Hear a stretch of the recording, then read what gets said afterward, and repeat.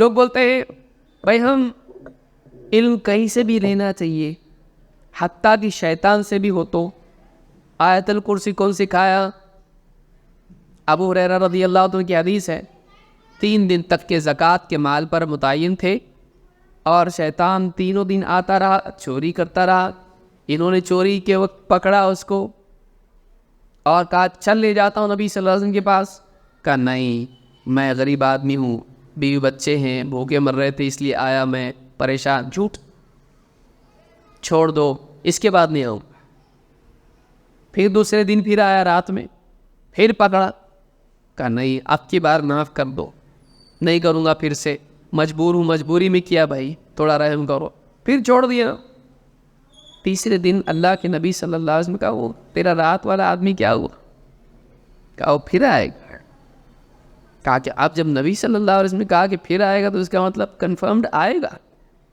جب آیا ہاتھ پکڑ لیا، کہا اب نہیں، 2 بار چھوڑا، اب نہیں چھوڑوں گا، اب تو تجھ کو رسول صلی اللہ علیہ وسلم کے پاس ضرور لے جاؤں گا۔ کہا ایک بات بتاتا ہوں، کام کی چھوڑ دے مجھ کو، فائدے کی چیز بتاتا ہوں کیا؟ کہ روزانہ رات میں جب تو بستر پر جائے تو آیت الکرسی پڑھنا، اور جب تو آیت الکرسی پڑھ کے رات میں سوئے گا تو رات بھر اللہ کی طرف سے تیرے لیے ایک محافظ رہے گا اور شیطان تیرے قریب بھی نہیں آئے گا، شیطان تیرے قریب بھی نہیں آئے گا۔ چھوڑ دیا ہے، رحم کھا گیا۔ نبی صلی اللہ علیہ وسلم پکڑ کے لا بولا نہیں تھا، اس لیے چھوڑ دیا۔ اب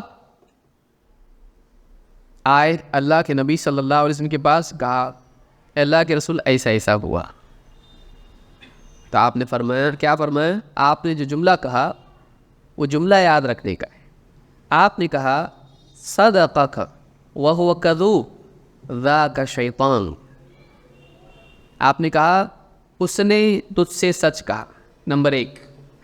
نمبر 2، وہو کذوب، لیکن ہے وہ بہت جھوٹا، 1 نمبر کا جھوٹا۔ وہو کذوب، کاذب نہیں کہا، کہا کذوب، فعول کے وزن پر، بہت جھوٹ بولنے والا۔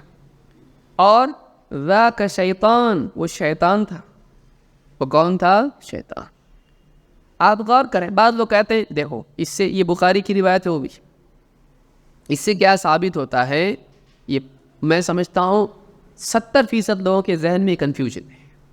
وہ یہ کہتے ہیں کہ دیکھو حق بات اگر شیطان سے بھی ملے تو لینا صحیح، یہ تو بیچارہ مسلمان ہے، بدعتی ہوا تو کیا ہوا، گمراہ ہوا تو کیا ہوا، اس کی حق بات لینا چاہیے۔ کیوں؟ نبی صلی اللہ علیہ وسلم کے زمانے میں ابو ہریرہ صحابی ہیں رضی اللہ تعالیٰ عنہ، اور انہوں نے شیطان سے حق بات لی، تو جب شیطان سے لے سکتے ہیں تو مسلمان سے کیوں نہیں لے سکتے، یا انسان سے کیوں نہیں لے سکتے؟ تو اب آرگیومنٹ تو ٹیکنیکلی صحیح دکھ رہا ہے، لیکن آپ یاد رکھیں کہ یہاں پر ایک بہت بڑا فلا ہے جس کو سمجھنے کی ضرورت ہے۔ ایک پہلی بات، ابو ہریرہ رضی اللہ تعالیٰ نے جب سنا کہ رات میں اگر ایسا آیت الکرسی پڑھے گا تو ایسا ہوگا ایسا ہوگا، اسی رات سے انہوں نے عمل کرنا شروع کر دیا اور کہا کہ نبی صلی اللہ علیہ وسلم پوچھنے کی کیا ضرورت ہے، چیک کرنے کی ضرورت نہیں ہے، عمل کرو، حق بات ہے۔ ایسا کیا نہیں، انہوں نے کیا کیا؟ اس بات کو نمبر 1 کس پہ پیش کیا؟ اللہ کے نبی صلی اللہ علیہ وسلم کے سامنے بیان کیا، ایسا ایسا ہوا۔ اور وہ بات صحیح کب قرار پائی؟ جب نبی صلی اللہ علیہ وسلم نے اس کو صحیح قرار دیا۔ نبی کے صحیح بولنے کے بعد وہ صحیح بنی یا پہلے سے صحیح بن گئی؟ عمل کب ہوگا؟ جب نبی کی طرف سے اس کے لیے سینکشن ہو کہ یہ صحیح ہے۔ 1 تو وہ چیز اپنی ذات میں صحیح ہونا چاہیے، تب اس پر عمل۔ تو نبی کی وجہ سے عمل ہے، اس کی وجہ سے نہیں ہے، شیطان کی وجہ سے نہیں ہے۔ جب تک کہ نبی سے کنفرم نہ ہو وہ بات صحیح نہیں بنے گی۔ نبی صلی اللہ علیہ وسلم کے وارث کون ہے؟ انما العلماء ورثۃ الانبیاء، ان العلماء ورثۃ الانبیاء، انبیاء کے وارث کون ہیں؟ علماء۔ تو کوئی آدمی کچھ بات بولتا ہے، جب تک کہ اہل علم سے قرآن و سنت کی روشنی میں اس کی ویریفیکیشن نہیں ہو، صحیح نہیں ہوگا۔ دوسری بات، ایک صحیح بات آپ کہیں گے نہیں بھائی نبی علماء سے ویریفائی کیا کریں گے؟ قل هو اللہ احد کوئی بولا تو کیا اس کو بھی جا کے ویریفائی کرنا صحیح ہے کہ غلط؟ صحیح بات ہے. کبھی کبھی بات اتنی زیادہ کھلی صاف صحیح ہوتی ہے کہ اس کو چیک کرنے کی ضرورت. اللہ ایک ہے کوئی بولا، اس کو بھی جا کے چیک کرنا صحیح ہے کہ نہیں، اللہ تو ایک ہی ہے. لیکن اگر کوئی مشرک، اگر کوئی عیسائی، اگر کوئی بدعتی یہ کہتا ہو اللہ ایک ہے، تو کیا اس کو استاد بنانا بھی صحیح ہوتا ہے؟ کیا ابو ہریرہ رضی اللہ عنہ نے کہا آپ نے تو بہت ایک اچھی کام کی بات بتلائی، ایک کام کیجئے، روزانہ عشاء کے بعد میں آپ کے پاس آیا کروں گا، آپ اس کو قرآن و حدیث کا درس دیا کیجئے. یہ کیے کیا ہوں آپ یہ کر رہے ہیں؟ سمجھ میں آئی بات؟ ایک ہوتا ہے کسی کے حق بات، اگر وہ حق ہو تو مان لینا، اس کی پرسنالٹی کی وجہ سے اس کو ڈیلیٹ نہیں کریں گے. جیسے کوئی عیسائی آ کے آپ سے کہے اللہ تو ایک ہے، آپ بولیں گے نہیں. کیوں؟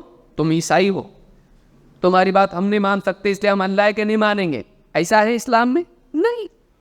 کوئی بدعتی آ کے آپ سے کہے سنت میں نجات ہے، اب نہیں. کیوں؟ تو بدعتی ہے، بدعتی کی بات نہیں ماننا چاہیے. تو سنت میں نجات ہے، یہ سٹیٹمنٹ صحیح ہے کہ غلط ہے؟ صحیح ہے. لیکن وہ آدمی کہہ رہا سنت میں نجات ہے، لہٰذا اب اس کے درس میں بھی حاضر ہو رہا ہے کیونکہ اس نے بولا سنت میں نجات ہے. یہ صحیح ہے؟ آپ نے کیا کہا؟ صدقہ کا. یہ بات تو اس نے سچ کہا، لیکن باقی انفارمیشن میں وہ کیسا ہے؟ وہ کذوب، وہ جھوٹا ہے. بائی ڈیفالٹ وہ جھوٹا ہے، لیکن یہ بات اس کی صحیح ہے.